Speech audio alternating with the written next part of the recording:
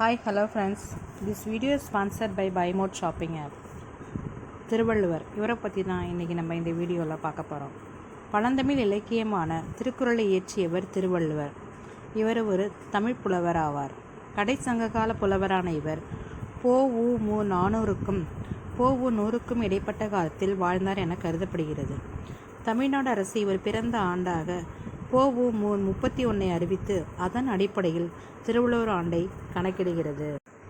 திருவள்ளுவர் திருக்குறளை தமிழ்ச்சங்கத்தில் அரங்கேற்றம் செய்ய மிகவும் சிரமப்பட்டதாகவும் முடிவில் ஔவையாரின் துணையோடு மதுரையில் அரங்கேற்றியதாகவும் நம்பப்படுகிறது. சங்ககால புலவரான ஔவையார், அதியமான் மற்றும் பரணர் மூவரும் சமகாலத்தவராக இருக்கலாம் என்ற கருத்தும் உள்ளது. இதன் மூலம் சங்ககால புலவர் மாமூலனாரே முதலில் திருவள்ளுவரை பற்றிய செய்திகளை தருகிறார். மாமூலனாருக்கு முன்பே ஔவையார் என்ற பெயருடைய மற்றொரு புலவர் இருந்திருக்கலாம் என்று தெரிய வருகிறது. மாமூலனார் பொ.உ.மு. 4ஆம் நூற்றாண்டு செய்தியை கூறுவதால் திருவள்ளுவர் பொ.உ.மு. 5ஆம் நூற்றாண்டுக்கு முற்பட்டவராக இருக்க வேண்டும். ஆனாலும் மாமூலனார் பாடல் இடம்பெற்றுள்ள திருவள்ளுவ மாலை தொகுக்கப்பட்ட காலம் பொ.உ.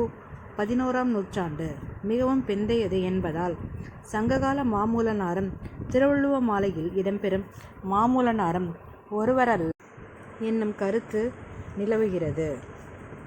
திருவள்ளுவர் அனைத்து தமிழர்களாலும் அறிந்து போற்றப்படுபவராகவும் தமிழர்களின் பண்பாட்டு செறிவின் அடையாளமாகவும் திகழ்கிறார். திருவள்ளுவரது இயற்பெயர் வாழ்ந்த ஊர் இடம் உறுதியாக தெரியவில்லை. எனினும் அவர் பொ.உ.மு. முதல் நூற்றாண்டில் தற்போதைய சென்னை நகரில் உள்ள மயிலாப்பூரில் வாழ்ந்து வந்தார் என்று தமிழக அரசு அறிவித்துள்ளது. கிறிஸ்து பிறப்பதற்கு 31 ஆண்டுகளுக்கு முன் திருவள்ளுவர் பிறந்ததாக கருதப்படுகிறது. ஆங்கில ஆண்டுடன் 31 கூட்டினால் திருவள்ளுவர் ஆண்டு கிடைக்கும்.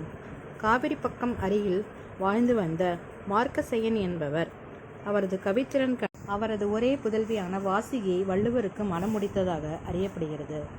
மா. ராசமாணிக்கனார் தன் கால ஆராய்ச்சி நூலில் பல்வேறு சான்றுகள் மூலம் மணிமேகலை எழுதப்பட்ட காலம் பொ.உ. 2ஆம் நூற்றாண்டுக்கு முன்பு என்கிறார். சில ஆராய்ச்சியாளர்களின் கருத்துக்களை தக்க சான்றுகளுடன் மறுத்தும் கூறியுள்ளார். சிலப்பதிகாரமும் மணிமேகலையும் வெவ்வேறு காலங்களில் எழுதப்பட்டவை என்று ஆராய்ச்சியாளர்கள் முன்வைக்கின்றனர். தேவர், நாயனார், தெய்வப்புலவர், சென்னா போதர், பெருநாவலர், பொய்யில் புலவர், மாதானுபங்கி, பொய்யாமொழி புலவர், முதற்பாவலர் என்பவை இவருக்குரிய வேறு பெயர்களாகும். பல புலவர்கள் இணைந்து தொகுத்த திருவள்ளுவ மாலை என்னும் நூலின் மூலமாக இதனுடைய சிறப்பை அறியலாம். வள்ளுவன் தன்னை உலகினுக்கே தந்து வான்புகழ் கொண்ட தமிழ்நாடு என பாரதியாரும், வள்ளுவனை பெற்றதால் பெற்றதே புகழ் வையகமே என பாரதிதாசனும் புகழ்ந்து பாடியுள்ளனர். திருக்குறள், ஞான வெட்டியான், பஞ்சரத்னம், சுந்தரசேகரம் இவரின் படைப்புகளாகும்.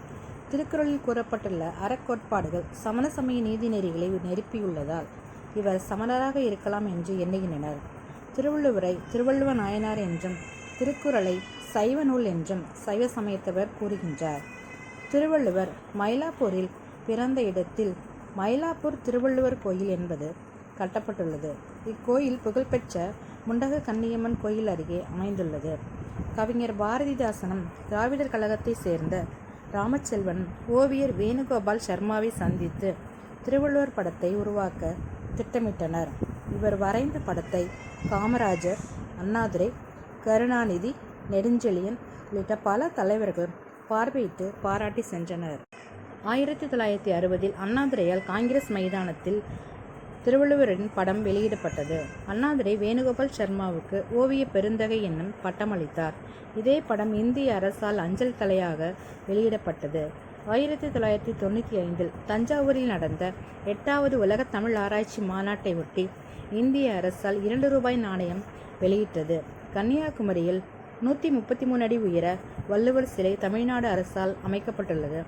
சென்னையில் வள்ளுவர் கோட்டம் என்ற நினைவிடம் 1973ஆம் ஆண்டு அமைக்கப்பட்டது. திருக்குறளின் 1330 குறள்களும் இங்குள்ள குறள் மண்டபத்தில் அமைக்கப்பட்டுள்ளது. திருவாரூர் கோயில் தேர் போன்ற தோற்றமுடைய நினைவு சின்னமும் உள்ளது. 1960இல் இந்திய அரசு திருவள்ளுவரின் தினமாக தபால் தலை வெளியிடப்பட்டது. Thank you friends.